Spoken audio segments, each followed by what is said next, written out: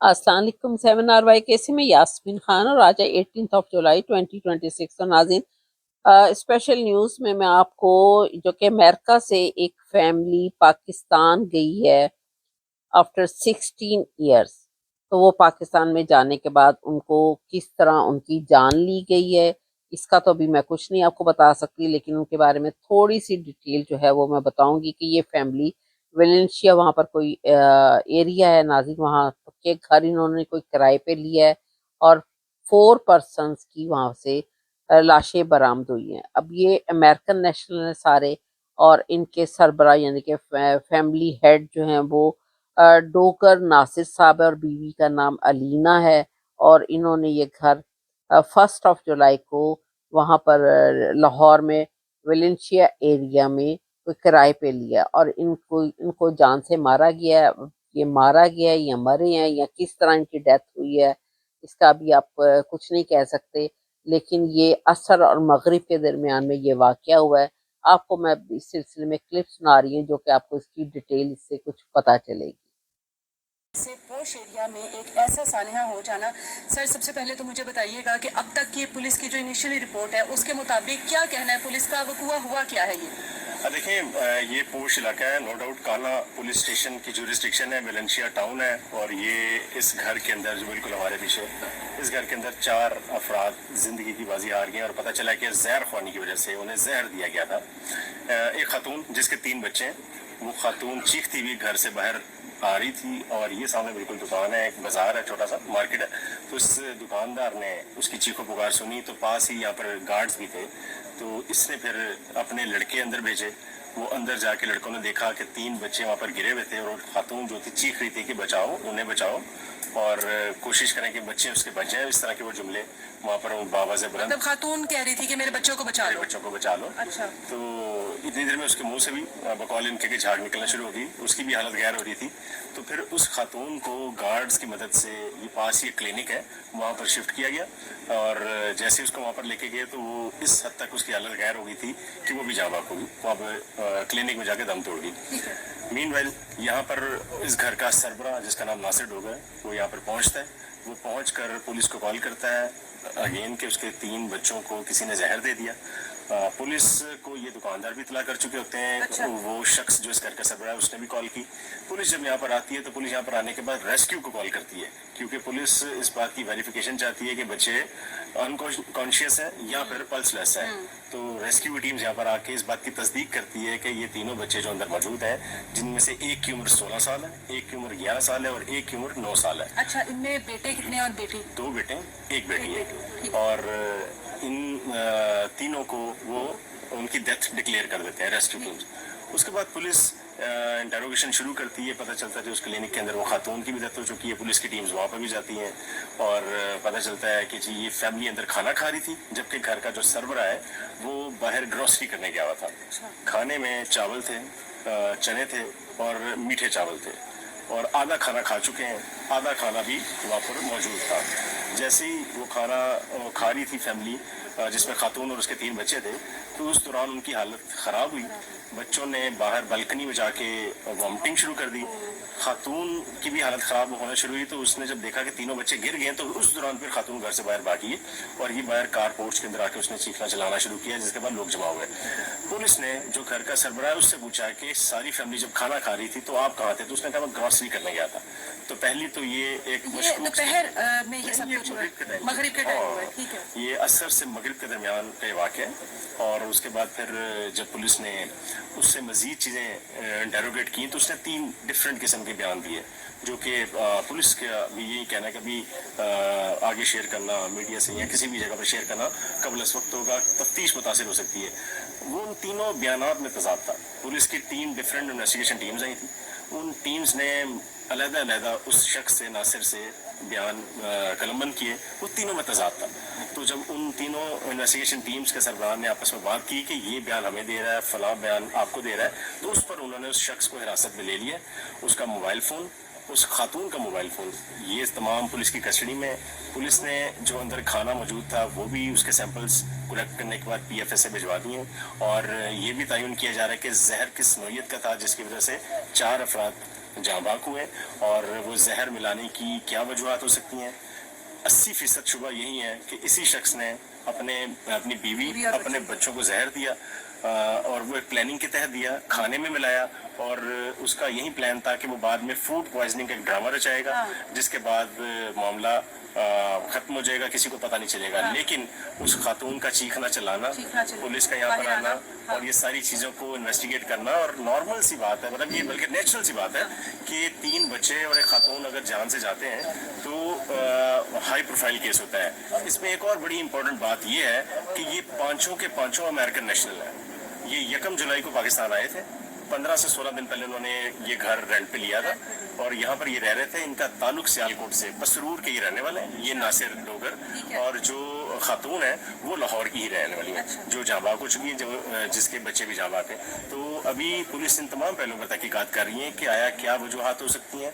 उनका पोस्टमार्टम होगा, उस खाने के सैंपल्स का जो PFS से होगा, उसके बाद जो रिपोर्ट्स आती हैं उससे काफ़ी चीज़ें क्लियर होगी। लेकिन 80% शुबा यही है, जो उस शख्स के बयानात हैं, 3 डिफरेंट बयानात, उससे लगता यही है कि यही मरकजी मुलजिम है। आपका एक्सपीरियंस क्या कहता है अभी तक? जाहिर है इतने साल आपने इस फील्ड में दिए क्राइम की बीट करते हुए, आपका एक्सपीरियंस क्या कहता है कि यही होगा? इनिशियल इंटेरोगेशन में जो चीज़ें सामने आ रही हैं, एविडेंस तो यही बताते हैं कि घर के अंदर दाखिल होने वाला या घर से बाहर जाने वाला आखिरी शख्स यही था। खाना घर में बना है, खाना बाहर से नहीं आया, इन्होंने बाहर से कहीं से मंगवाया भी नहीं है।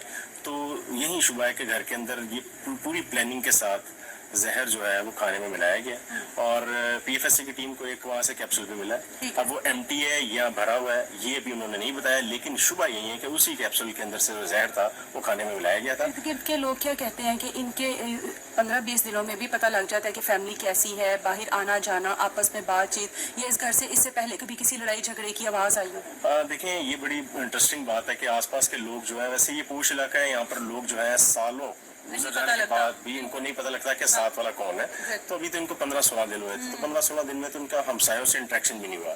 ये बिल्कुल सामने जो बाजार है, छोटी सी मार्केट है, उस मार्केट के लोग बताते हैं कि 2 से 3 दफा यहाँ पर परचेजिंग करने आए थे, ग्रॉसरी करने आए, दूध दही की दुकान या बेकरी की दुकान है या फार्मेसी है, तो उनसे ये चीजें परचेज करने के लिए 1-2 दफा आया, लेकिन ये कम वो था, कम बात करता था और इनके घर से कभी बाहर शोर की आवाज नहीं सुनी।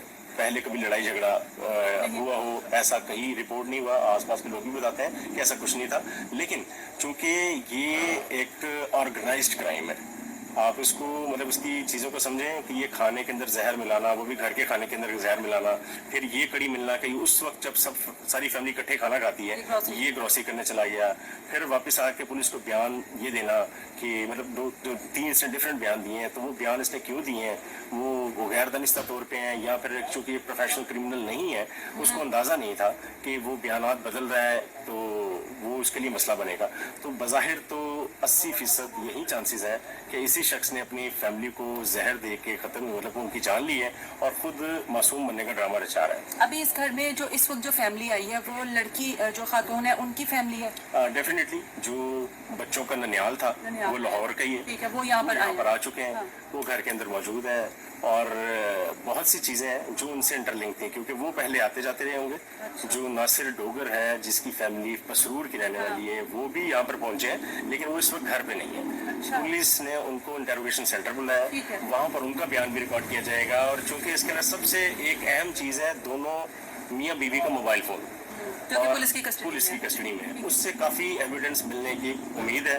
और डेफिनेटली लास्ट कॉल्स, उस शख्स की लास्ट कॉल्स जिसने किससे बातें की, वो कहाँ गया था, उसने अगर ग्रॉसरी कर रहा था तो क्या खरीद के लाया, वो भी चीज़ें क्लियर नहीं है। वो अभी तो पूरी चेन बनाई जाएगी इन्वेस्टिगेशन के अंदर, और वो चेन की बुनियाद पर ही बहुत से एविडेंस जो है वो सपोर्ट करेंगे कि आया मुलजिम कौन है और कौन नहीं। और डेड बॉडीज को इस वक्त जिन्ना हॉस्पिटल में मुंतकिल? डेफिनेटली उनका पोस्टमार्टम होना है और ज़रूरी होना है, क्योंकि जहर किस नोयत का था, क्या तशद्दुद किया गया, नहीं किया गया, क्या और भी कोई एलिमेंट था उनके जिस्म पर। तो एक एंटीमार्टम होता है, पोस्टमार्टम होता है। एंटीमार्टम रिपोर्ट के मुताबिक जो डेड बॉडी किसी भी मुर्दा खाना पहुंचती है, तो जो एक डॉक्टर वहाँ पर मौजूद होता है, वो बज़ाहिर उसकी हालत देख के बताता है कि इसके साथ क्या क्या हुआ है।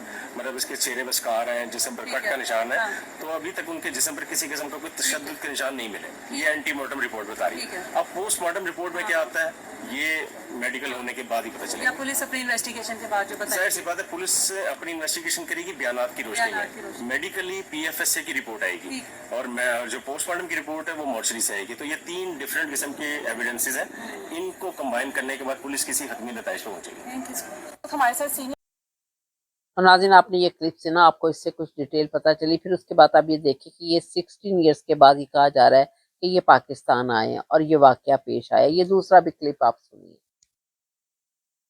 तो नाज़रीन, आपने ये भी क्लिप सुना है।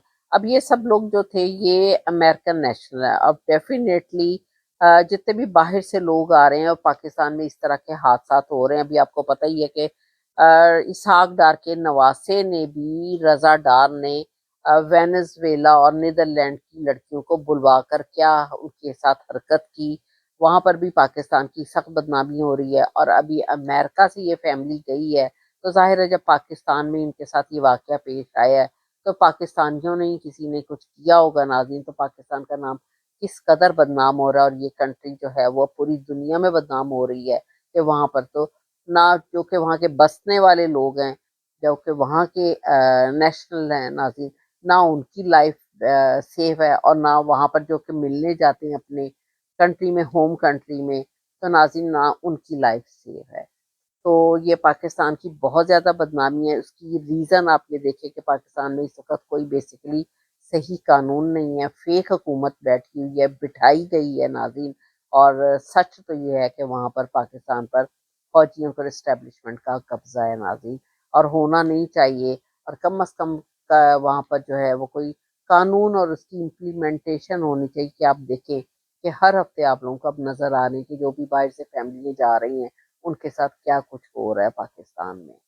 तो पाकिस्तान के तो अपने लोगों की जो कि वहाँ रह रहे हैं उन लोगों की लाइफ सेफ नहीं है, और ना उनके पास कोई खाने पीने का सिलसिला है। गरीब लोग वैसे मर रहे हैं, और ये जो इन लोगों को 60-60 40-40 लाख की जजों को गाड़ियाँ दी जा रही हैं, वो लोग क्या फैसले कर रहे हैं और क्या वहाँ पर इंसाफ हो रहा है नाज़रीन। तो ये भी अब इस सिलसिले में भी अमेरिकन एम्बेसी डेफिनेटली कोई ना कोई स्टेप उठाएगी। तो नाज़रीन, पाकिस्तान का नाम जो है वो पूरी दुनिया में, ये जो इस वक्त की हुकूमत बैठी हुई है और जिनके अंडर में इस वक्त पाकिस्तान है, उसकी वजह से पाकिस्तान का नाम पूरी दुनिया में बदनाम हो रहा है। तो नाज़रीन, मेरा चैनल जी 7RY के, इसको सब्सक्राइब कीजिएगा और आके भी ज़रूर शेयर कीजिएगा ताकि बाकियों की भी नॉलेज में इंफॉर्मेशन आ सके। Thank you very much. खुदा हाफिज़।